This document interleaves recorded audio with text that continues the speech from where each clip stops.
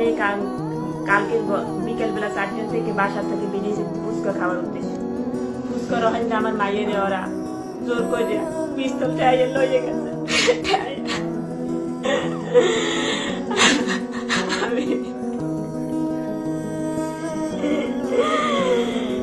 কারা নিছে কালীশুরি ইউনিয়নের দলু মোল্লা আর নাতি সোহান মোল্লা। কোন দলু মোল্লা? ইউনিয়ন সেক্রেটারি দলু মোল্লা, বিএনপি আচ্ছা বিএনপি সেক্রেটারি দলু মোল্লা আর নাতি সোহান মোল্লা আমার মাইটারে তুললে লইয়ে গেছে পিস্তল খাইয়া।